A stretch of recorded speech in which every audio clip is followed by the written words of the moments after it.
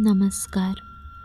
आपल्या आजच्या भयकथेचे नाव आहे वादळ आणि या कथेचे लेखक आहेत प्रसाद कुलकर्णी. चला तर मग भयकथेला सुरुवात करूया. आज बऱ्याच दिवसांनी ऑफिसमध्ये गेलो होतो. पूर्वी रोज जायचो, पण आताशा बाहेरील कामामुळे रोज रोज जाणे होत नाही. बऱ्याच दिवसांनी गेल्यामुळे ऑफिसमधील बरीच कामे पेंडिंग पडली होती. ती संपवता कधी ऑफिस बंद करायची वेळ झाली ते समजलंच नाही. स्टाफ निघून गेला आणि माझ्याकडे पण ऑफिसची चावी असल्याने मी थांबून राहिलो. आज सगळी कामे संपूनच जायचं म्हणून आपल्या कम्प्युटरवर काम करत होतो. माझ्या ऑफिसच्या बाहेर निलगिरीची 3-4 झाडं आहेत.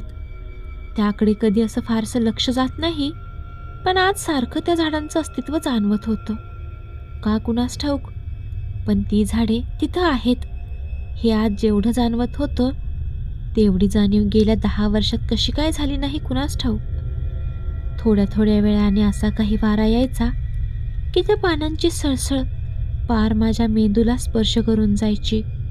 वेळ जात होता तशी ही सळसळ जरा जास्तच वाढली, एवढी की जणू काही मी एखाद्या भयान अरण्यात आहे आणि जोराचे वादळ सुटले. एवढ्यात जिन्यात कुणाच्या तरी पावलांचा आवाज आला. आता एवढ्या रात्री कोण? कस्टमर आला की काय म्हणून जरा आश्चर्यच वाटले, पण मनातून जरा खुश पण झालो की आज ऑफिसमध्ये उशिरापर्यंत थांबल्याचा फायदा झाला बहुतेक. पावलांचा आवाज आता जवळ येत गेला, अगदी दाराशी आला. तसा मी दरवाजाकडे पाहिलं तर दरवाजात माझ्या मित्राची आई होती.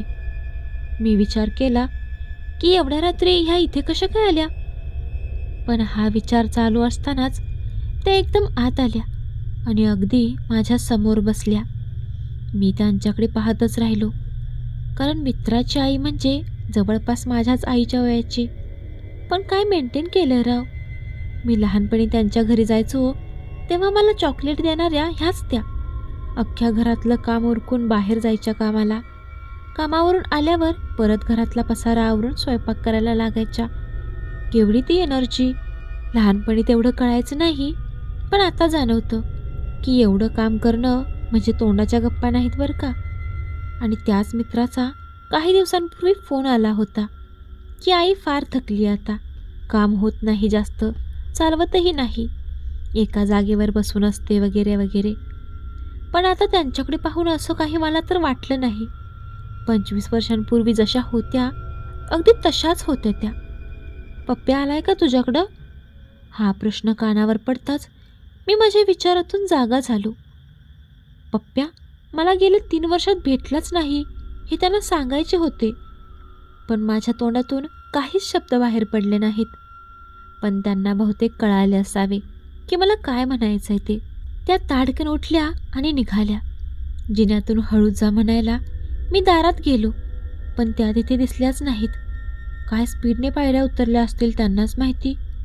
मला राहून एका गोष्टीचे आश्चर्य वाटत होते की पप्प्याने आई थकली आहे, तिला चालवत नाही असे कसे मला सांगितले. मी आज माझ्या डोळ्याने बघितलं, त्या तर 25 वर्षापूर्वी जशा होत्या तशाच होत्या. मनातले विचार तसेच ठेवत मी माझा डबा घेतला आणि निघणार तेवढ्यात डबा थोडा जड लागला. म्हणून डबा उघडून बघितले तर लक्षात आले की आज आपण जेवलोच नाहीये. पोटात भूक लागली हे मला जाणवलं. 2 घास खाऊन निघू असा विचार करून परत बसलो आणि डब्यातले मेनू बघून डोकंच फिरलं. डब्यात तूप, साखर, पोळीचे 2 छोटे रोल दिले होते. लहानपणी मला आई द्यायची अगदी तसंच, पण आता मी का लहान राहिलोय का असा रोल खायला. बायको पण राव अँटिकच पीस आहे. हे 2 रोल पोटाच्या कुठच्या कोपऱ्यात जाऊन पडतील तेही कळणार नाही. माझी मुलगी एका घासात संपवेल हे, आणि मला दिवसभराचा डबा म्हणून हे दिलंय. डबा बंद केला आणि घरी जाऊनच जेवू असा विचार करत ऑफिस बंद केले आणि निघालो. खाली उतरलो तर समोर ऑफिसचा वॉचमन दिसला. त्याला सहजच काय चाललंय विचारावं म्हटलं तर तोच आपणहून म्हणाला, पप्पा नाही आले का आज? मी मनात विचार केला, बहुतेक याचं डोकं फिरलंय. आज एवढ्या वर्षात माझे वडील कधी ऑफिसला आले नाहीत आणि याला बरी आज त्यांची आठवण आली. त्याच्याकडे पाहून मी नुसता कसानुसा हसलो आणि कारकडे निघालो. कार काढली आणि घराच्या दिशेने निघालो. पण एक गोष्ट प्रकर्षाने जाणवली की गाडी तर मी नीटच चालवत होतो, पण शेजारून जाणारा प्रत्येकजण अगदी आश्चर्याने माझ्याकडे पाहत होता. मी ठरवलं की सगळ्यांचं डोकं फिरलंय बहुतेक, आपण कोणाकडेच लक्ष द्यायचं नाही.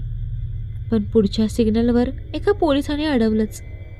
त्याला लायसन्स दाखवायला पाकिट हातात घातला तेव्हा लक्षात आले की आज आपण पाकिट घरीच विसरलोय. तेवढ्यात तो पोलीस म्हणाला, बाळा, सोबत कोणी नसताना अशी एकट्याने गाडी चालवणं चांगलं नाही. खरं तर मला त्याचा खूप राग आला होता.